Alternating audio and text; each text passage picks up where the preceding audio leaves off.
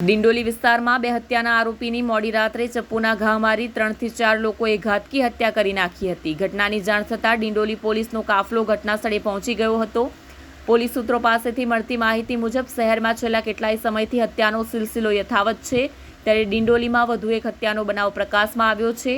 Dindoli bridge પાસે Jagdamba society પાસે મોડી રાત્રે 3 થી 4 લોકોએ ગણેશ ઉર્ફે ગણિયા વાઘને ચપ્પુના ઘા ઝીકી રહેસી નાખ્યો હતો. ગણેશે 6 મહિના પહેલા દેવા નામના ઈસમની હત્યા કરી હતી. અગાઉ વર્ષ 2020માં કુખ્યાત બુટલેગર કાલુની ઘાતકી હત્યામાં પણ ગણેશ મુખ્ય આરોપી હતો.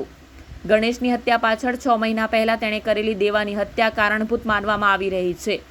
દેવાના ભાઈએ હત્યા કરી હોવાની સૂત્રો પાસેથી માહિતી મળી છે. ઘટનાને લઈને સમગ્ર વિસ્તારમાં ચકચાર મચી જવા પામી હતી. ઘટનાની જાણ થતાં ડિંડોલી પોલીસ અને ઉચ્ચ અધિકારીઓ ઘટનાસ્થળે પહોંચી ગયા હતા. પોલીસે મૃતદેહનો પીએમ અર્થે સિવિલ ખાતે મોકલી વધુ કાર્યવાહી હાથ ધરી છે.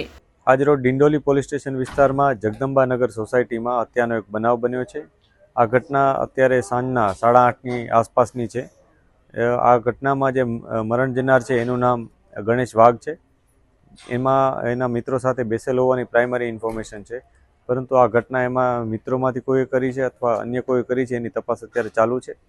જે આરોપી છે એની અમે જાંચ પડતાલ કરી રહ્યા છીએ. એને નજરે જોનાર કોઈ છે કે નહીં એ અથવા સીસીટીવી ફૂટેજ મારફત પણ અમે તપાસી રહ્યા છીએ. એક આરોપી છે કે કેટલા વધારે છે એ પણ અમે તપાસી રહ્યા છીએ. જે પણ માહિતી મળશે એ મુજબ આગળની કાયદેસરની કાર્યવાહી કરવામાં આવશે.